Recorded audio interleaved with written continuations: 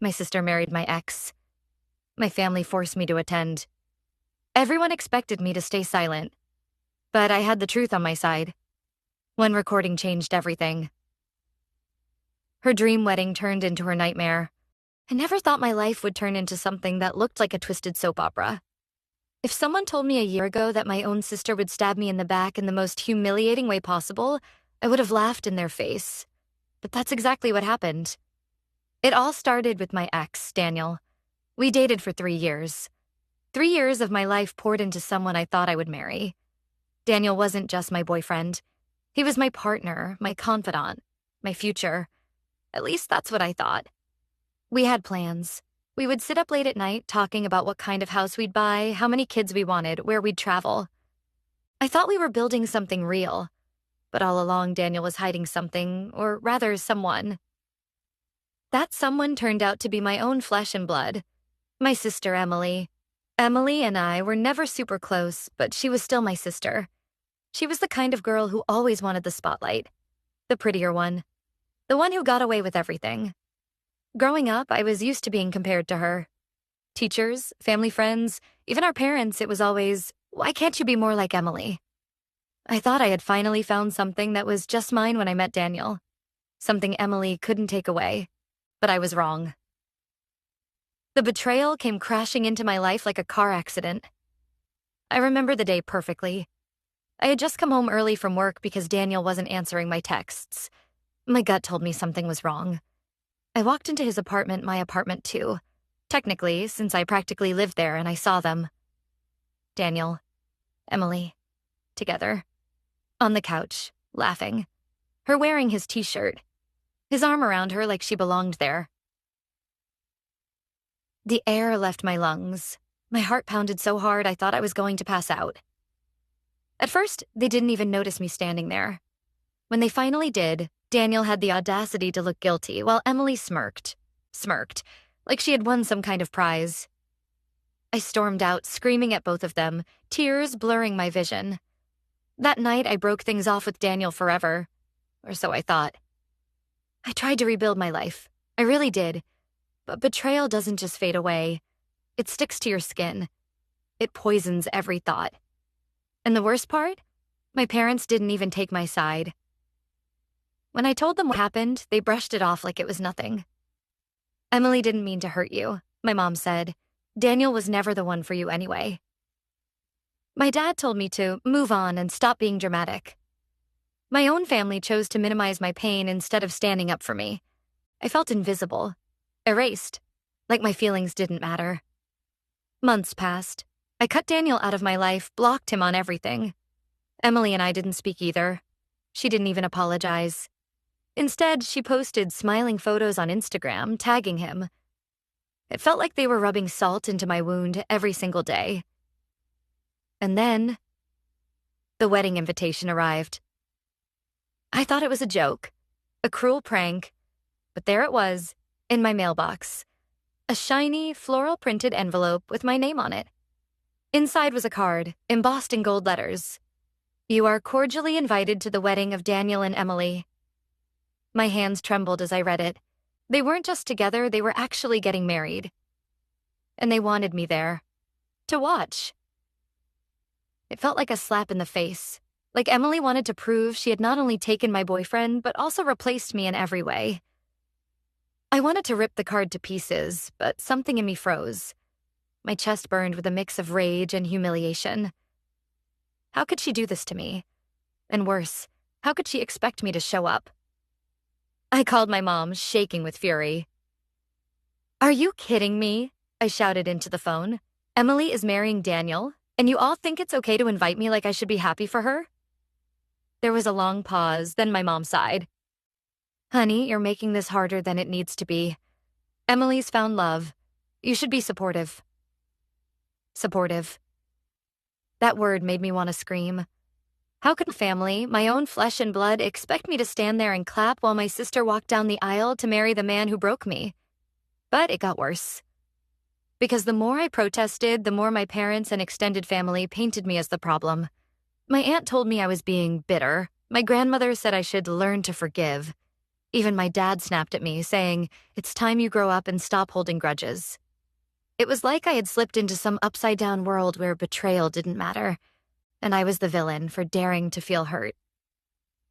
The weeks leading up to the wedding were hell. My family bombarded me with messages. "Please come. It'll mean so much to Emily. You need to put the past behind you. Don't ruin this for your sister." At one point, my mom even said, "If you don't show up, people will talk. Do you want everyone thinking you're jealous of Emily?" Jealous. That word burned through me. This wasn't jealousy. This was betrayal, plain and simple. But no one seemed to care. The night before the wedding, I sat in my room staring at that invitation. Part of me wanted to stay home, shut them all out and protect myself. But another part, the louder part, burned with anger. If Emily wanted me there, if she wanted me to watch her take everything from me, then maybe that's exactly what I'd do. But I wouldn't sit quietly. I decided I would go. Not because I supported her, not because I forgave Daniel, but because I wanted to see it with my own eyes. I wanted them to know that I wasn't broken, that they couldn't erase me no matter how hard they tried. And deep down, I think I also wanted revenge. When the day of the wedding finally came, my chest felt like it was on fire. I put on my dress, forced myself to fix my hair, and plastered a fake smile on my face. But inside, I was shaking. Walking into that church was like walking into enemy territory. Every head turned to look at me, whispers spreading like wildfire. I could feel their judgment, their pity. Then I saw her. Emily, my sister. Dressed in white, glowing with pride, clutching the arm of the man who used to be mine. And she looked right at me. Her eyes met mine across the room, and I swear I saw it, that same smirk I'd seen the day I caught them together. Like she had won. Like this was her victory parade, and I was just the audience. But what Emily didn't know was that I wasn't there just to watch. I had a plan. The ceremony began, but I could barely hear the words. My ears buzzed, my heart raced, and every fiber of my being screamed that I didn't belong here. Yet I sat there, front row, my parents smiling proudly beside me as if nothing about this was wrong. The pastor asked if anyone had objections. My breath caught in my throat. For a moment, I imagined myself standing up, shouting the truth to the entire room. This man is marrying his ex-girlfriend's sister. But I didn't move. Not yet. Instead, I watched as Emily slipped the ring onto Daniel's finger, smiling like she had stolen the crown jewels. He grinned back at her, and for a moment, my stomach twisted in a familiar way, a reminder of the love I used to feel. Then I looked closer, and I saw it. Daniel wasn't looking at her with love. Not really. His smile looked rehearsed, his eyes flickering nervously toward me. That's when it hit me he hadn't moved on. Not fully. Emily leaned in for the kiss, and the church erupted in applause. My mother grabbed my hand, squeezing it, whispering, "See? Isn't this beautiful?" Beautiful? It was a nightmare. At the reception, the humiliation reached its peak. The hall was decorated with roses and fairy lights, Emily and Daniel spinning on the dance floor as everyone clapped. I sat at a table, sipping champagne, forcing my face to stay neutral. Inside, I was boiling. That's when Emily strutted over in her wedding dress, her face glowing, her voice dripping with mock sweetness. "I'm so glad you came," she said loud enough for the table beside us to hear. "It means the world to me that you support us. I knew you'd come around." Support? My nails dug into my palm. She wanted to humiliate me publicly, make it look like I had approved of this twisted union. I leaned in close, my voice low but sharp. "Don't flatter yourself, Emily. I came to see how far you'd sink." Her smile faltered for just a second before she masked it with a laugh. But I'd seen it. The crack. That's when I decided I wasn't going to sit here and let her win. Not tonight. As the night went on, people got drunker, looser, more careless, and Daniel couldn't keep his eyes off me. Every time I looked up, I caught him staring. At first, I thought I was imagining it, but then it became undeniable. His gaze lingered too long. His smile dropped whenever Emily turned away. At one point, he cornered me near the bar. "You look incredible tonight," he muttered. His voice was low, desperate. I froze. "You have got to be kidding me," I hissed. "You're married to my sister, right now, this second, and you're hitting on me?" He swallowed, glancing around. "I made a mistake," he whispered. "It should have been you. It's always been you." My stomach churned, but not from flattery. From disgust.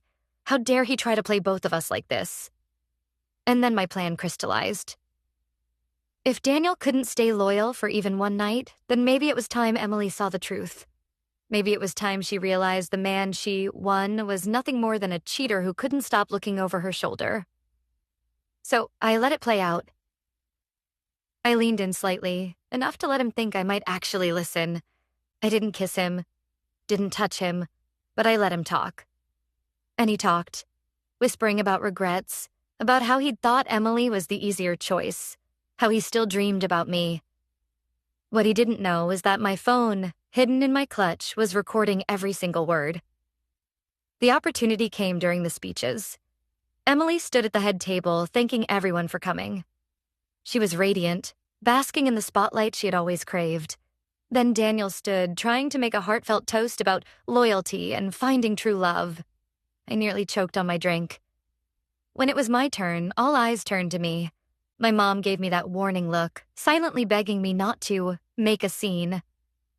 Emily smirked, expecting me to keep quiet, to swallow my pride like I always had. But not this time. I stood, raising my glass, my voice steady but loud enough to silence the room. "To Emily and Daniel," I began, "may your marriage be built on honesty, trust, and fidelity." A ripple of laughter ran through the guests. They thought I was joking. "Things I know you'll struggle with, considering Daniel spent part of tonight telling me he regretted marrying you and that he still loves me." The room went dead silent. Forks froze midair. Emily's face drained of color. Daniel shot up, sputtering. "That's not true." But I pulled out my phone, pressed play, and let his own voice fill the hall.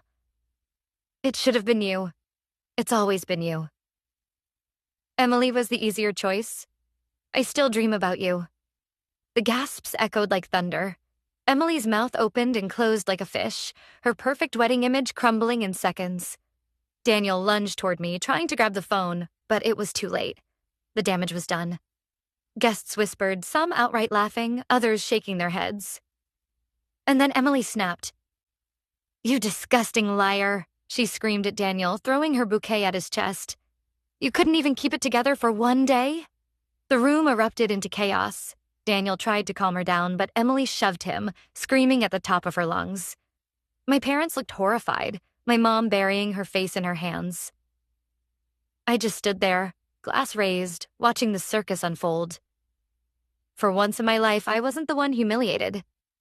I wasn't the shadow standing behind my sister. I wasn't invisible. I was the one holding the truth. By the end of the night, the reception had dissolved into disaster.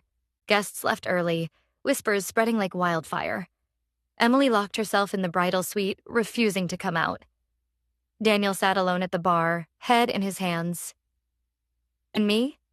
I walked out with my head high, leaving the chaos behind me. The next morning, my phone buzzed with messages.